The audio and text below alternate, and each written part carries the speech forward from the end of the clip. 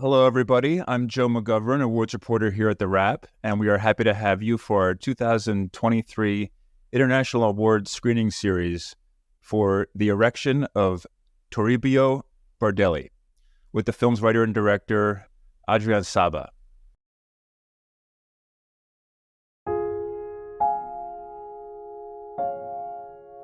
¿Y extrañas mucho a tu mamá? Siempre estuvo ahí para mí. Cada uno de nosotros tiene una tarea que cumplir aquí en la tierra. Cada uno de nosotros tiene un camino que seguir. ¿Qué le gustaba hacer? A mi hijo. Muchas cosas. Nadie ve lo que tú veías en mí. La verdad que yo tampoco lo veo.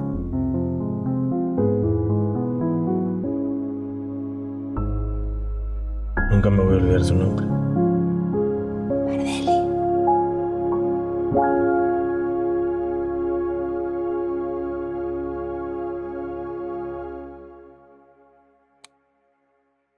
It is my pleasure to introduce writer and director, Adrián Saba.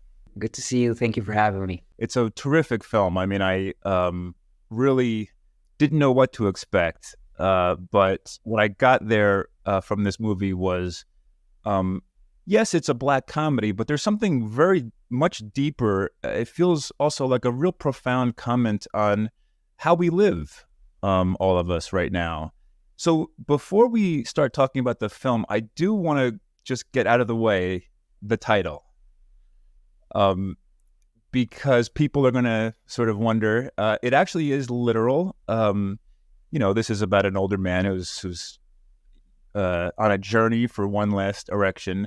Also, the word erection can mean to put up in terms of like a monument or a statue, which is also a theme that's playing through. But can you talk about that decision to put the film out into the world with the title that you gave it? There are a lot of factors for the title. The first one, I guess the biggest one, is that the movie, I wanted for the film to transcend its own premise. Like you say, in the end, it talks about much more deeper things than you might think on the surface. So it was very important for the film to evolve its title and even take away the sexualization of the word erection and bring it in the path of rising up, of building something.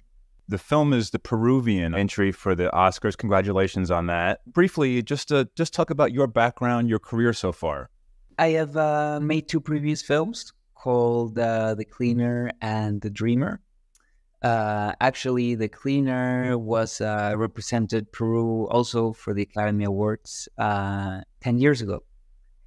And I also did my conversation with TheWrap, and so it's really fantastic to be back 10 years later. And that film was a bit wild because it was about a epidemic. It was sci-fi at the time, and 10 years later it became a reality. I actually saw it not that long ago again for a special screening, and it was quite odd actually to rewatch. So we did that. That movie was a very low budget film. We did it with friends. It did way better than we all could have expected. And so, yes, two movies. I've done some theater as well. And now we're here on the third one, which it's funny because the third one, you think it's going to be the easiest one, and it ends up being the most difficult one. I mean, that wouldn't be the first time, right, where it's following up a success can be more challenging than the original success itself. Tell us about this title character, this gentleman, because it feels like, though we should say that this is a film with four characters who we get to know about equally, him and his three adult children. Did your ideas begin with this older gentleman and his plight? We do start the film, with his perspective. I always wanted to tell the story of a family. That was very clear to me from the beginning. and but I wanted the film once again to evolve. So it started with a single person with a very, very even primitive goal, and that would evolve, so it would sort of open up into his children, and they are actually the ones that sort of take the story forward at a certain point in the film. So once again, that idea of passing the torch to the next one was important in the film. And that needs to begin, like you said, with the title. So if the title is singular, you believe it's about one man's journey, and throughout the movie starts to open up, it was part of the whole experience that I was trying to aim for. When you were writing the roles of his children, one has had a full heart transplant, one is blind. Putting these qualities on, how much in the writing process did you work about making each character very singular, so that we would understand, because we understand things about them pretty quickly, although of course the film develops and deepens. I wanted very, like you say, singular characters. Each one of them with like a certain frustration, a certain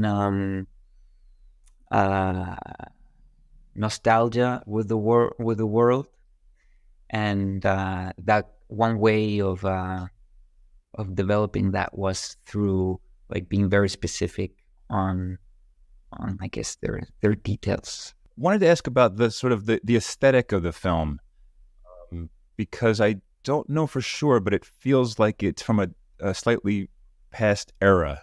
It's strange. I think the film is quite atemporal. It's shot in the present time. They use cell phones, but it does have a very distinct look. From very early on, I wanted to shoot in the old center of Lima, which has very old buildings from even like the time when it was still, the country was a colony from Spain. So you could feel almost a European vibe on some streets and some of the architecture. I wanted to find old architecture, old songs, that whole atmosphere of the past had to be present in the film. The themes that play on the radio. So it was very important, I don't know, to convey some sort of longing for the past. So we have that feeling that things were always better back. That's an important theme to bring out, really from the character's main dilemma, right? You've talked about this film sort of as an existential comedy. So I want to take those two words actually and split them and ask about both. First, the existential yearning for connection, for intimacy, for closeness, which is all the title we can make us smile, but that is really what you're getting at there. What drew you to that idea, and what is it that, even as a person who looks at other stories, books, and other movies, what about the question of what is it all about, right? What appeals to you so much as an artist to ask that? I think it's like a huge question, and that's why art is to give form to the formless, to what we can. That's why we're gonna write. That's why there are a million of love songs, and that's why they're gonna continue to be a million of love songs in the future. And this question, what's it all about, is it's never gonna leave us, and in a way, it depends how you look at it. Like the simple phrase, half glass half full, glass half empty kind of person. So in a way, with the film and the humor, I mean, I think two important things. For me, humor is very important in my life. struggle often, and I'm sure I'm not the only one, between hope and despair and the world we live in. And it seems to me that humor is like one of the last places of hope. And in that sense, I was very interested in finding, just like how scientists are splitting particles and atoms, I was trying to figure out if I could like split the smallest dose of hope in a film. People who have seen the film are going to know what I'm talking about. But I'll also be a little bit unclear. Near the end of the movie, in a sad moment, there is a hilarious sight gag. Yeah, I know what you're talking about. Yeah. All the characters are there, although one of them is kind of we don't actually see all quite. No, but how, when you were working on the material, even maybe when you're filming it, this is a film of where the humor is balanced very carefully. How much are you confident that you can kind of go into a darker, humorous direction, even in a place where a lot of audiences might not expect that? Completely. I mean, I think the biggest challenge for me was to define the tone of the film. During the writing, during the shooting, and doing post-production, I think that was the biggest challenge, was where to take a joke, where to end it, where to emphasize more on the sad part, and most importantly, what I was really interested in was blending the two feelings of joy, of something funny, and of sadness.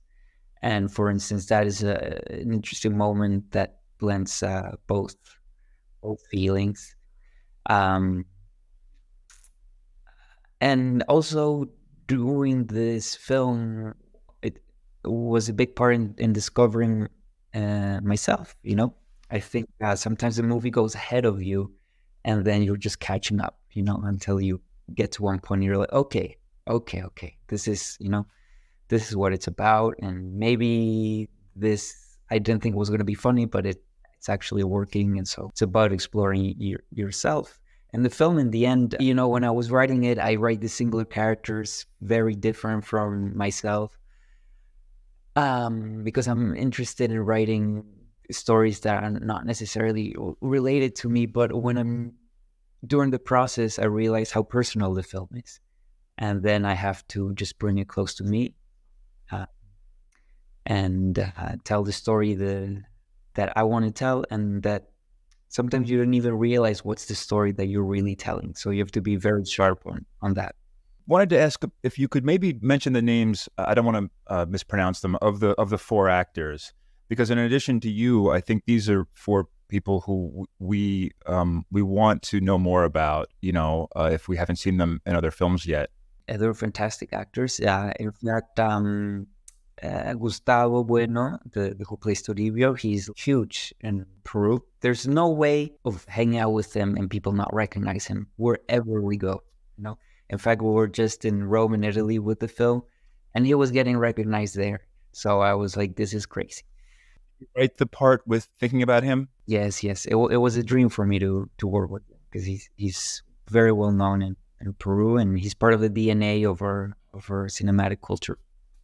He's in many movies, TV shows, theater. And then with Gisela Ponce de Leon and Rodrigo Sanchez Patiño, they play Sarah, who's the blind sister, and Sylvester, who's the alcoholic actor with the heart transplant. And they're, for me, like the best actors of their generation in Peru. And they've also done quite a few movies and TV shows. And then Michelle Abascal was a complete discovery for me. She's actually from Mexico. She came like 1 month earlier to learn the accent, and she did a fantastic job. She's amazing. Yeah, she communicates so much with so little. So it was a pleasure to work with all of them. And Lucelia Santos, who plays a small part, but nonetheless important, as Toribio's ex-girlfriend. she's also a major figure in Brazil, and she came with a Brazilian co-production. I knew that character had to be from a different place. She had to come from abroad, and through the Brazilian co-production, we managed to get her. She's very sweet and has to do, we see her a lot in the second half of the film. Was there any hesitancy or any reluctance? Because the film does require a little, some nudity. It's not anything too shocking. But, I know that can sometimes be a tricky situation. What was it like when you were talking to the actors about the content in some ways? Everything was talked beforehand. Like when I meet with an actor, I give them the script, and the first thing I do is I go over not just nudity. I say like there's going to be a kiss. I explain I'm going to shoot it this way. It's going to be tongue, no tongue. It's going to be this. Because sometimes on the screenplay you can read naked, but you don't know how it's going to be shot. So I explain that.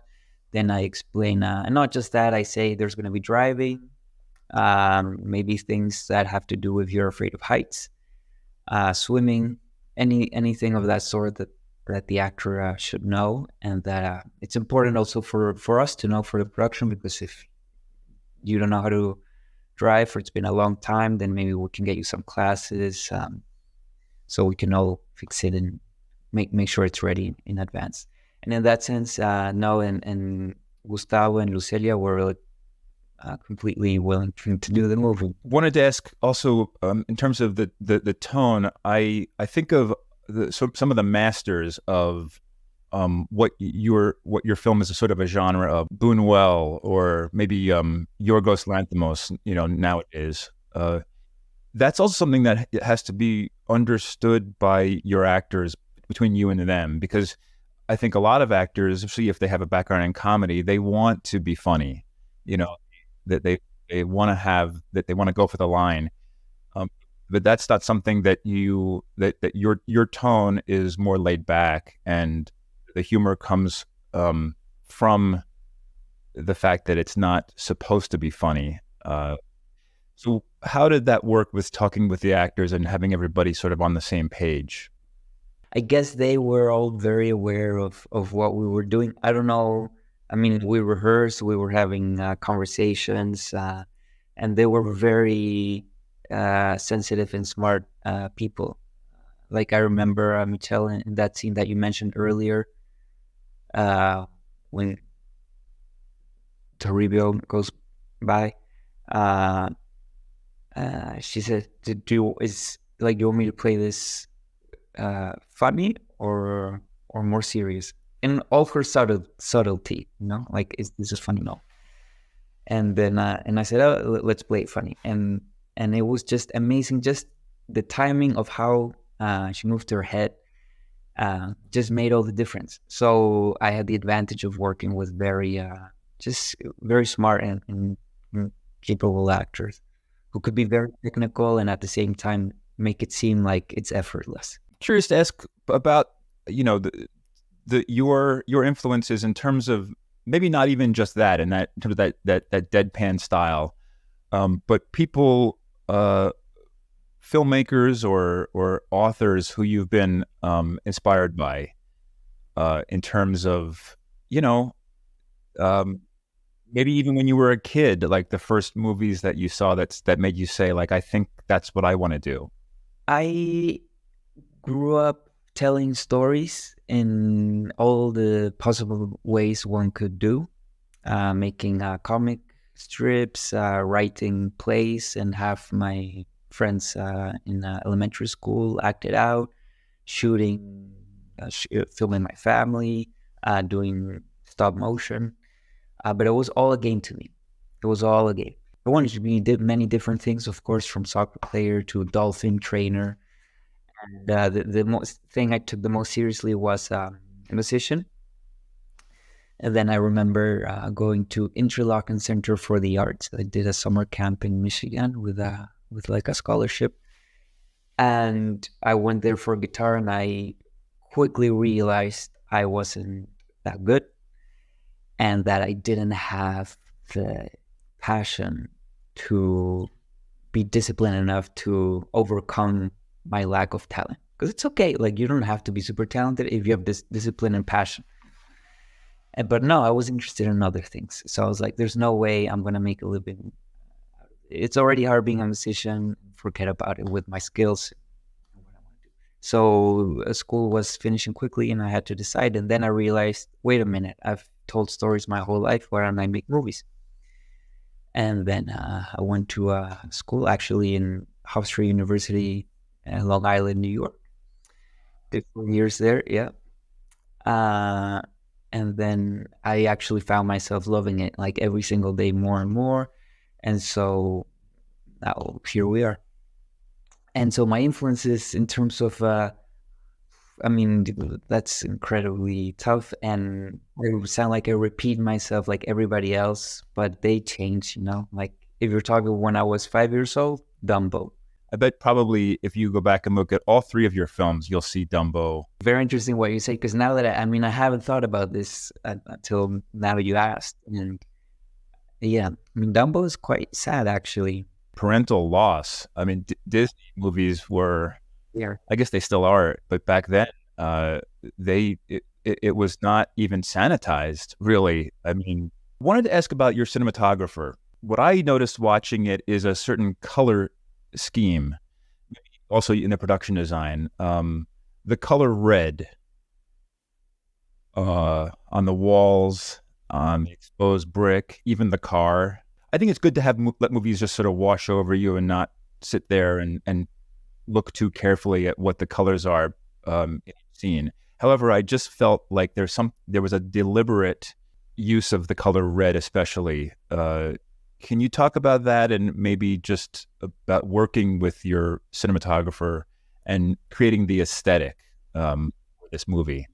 I mean, like you mentioned, also the production designer, the DP and the production designer work very close together, especially because there are also a lot of practical lights, and we wanted for the practical lights to fit in the set design. And yes, indeed, there's red, a lot of red. I mean, red is, you can associate it with passion. You can also associate it with some sort of danger and alert. You know, that's why our notification red, it's red, so that we tap on it and take it out. So red was definitely a color that we wanted for, especially for Toribio.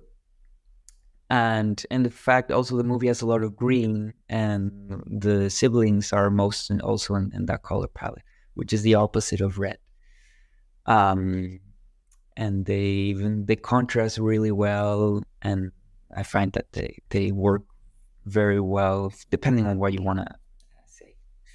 Right. But for this picture, that was very important.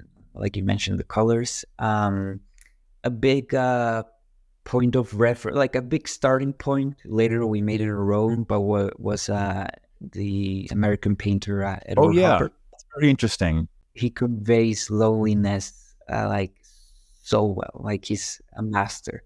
The way he frames his characters.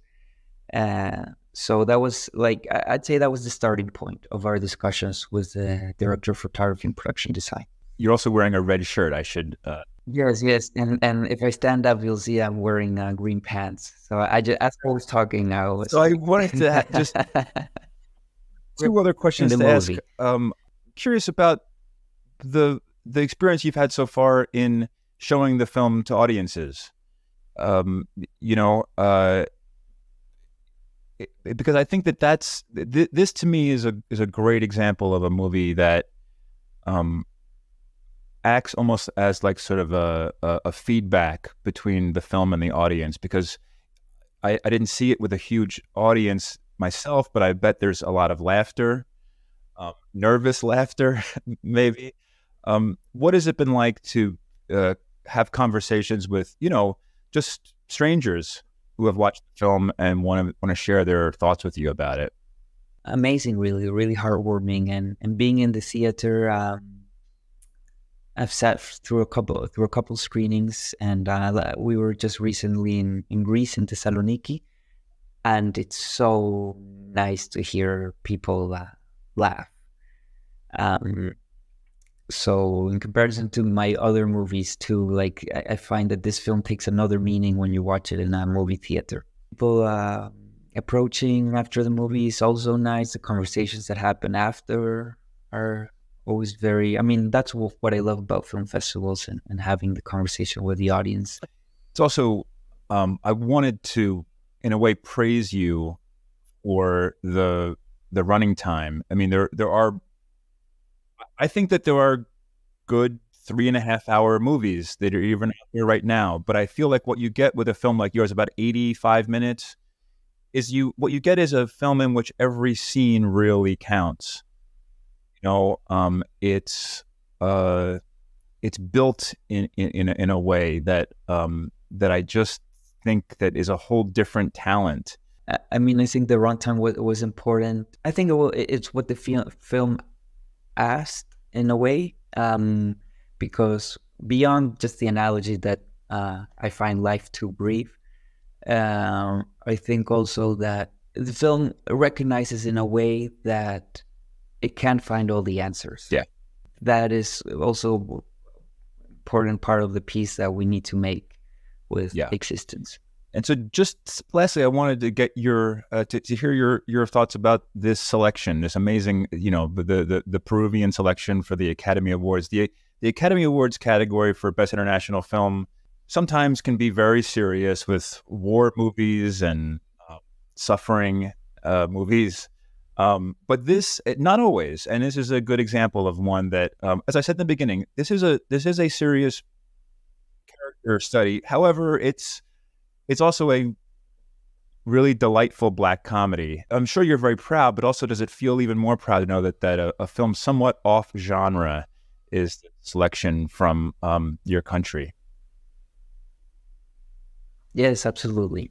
Like I don't know how to express it well enough. Like first of all, it's an honor to be participating and having this opportunity, and for a film like this to represent Peru, I think it's quite special because sometimes I feel that we're put in a box as Latin American countries when our films are really diverse, you know, and we have a lot of different stories to tell. And I'm happy that we have a serious comedy representing the country, and that's really also again a very personal project, you know, that is always trying just to be as sincere as I can with the audience. We're really wishing you the best of luck and rooting for you. And, you know, I think it'll be a great opportunity in any event to have the film more widely seen, and then also your other work, which now I think a lot of us are going to go back and seek out. So thank you. Congratulations. And you're here. Thank you, Joe. Thank you, everybody else, for joining us today. And to know about upcoming TheWrap screenings and get access to exclusive content and premium events by becoming a TheWrap Pro member, join now to take advantage of a free trial. And for all screening information, including past screenings you may have missed, please visit TheWrap.com Events tab.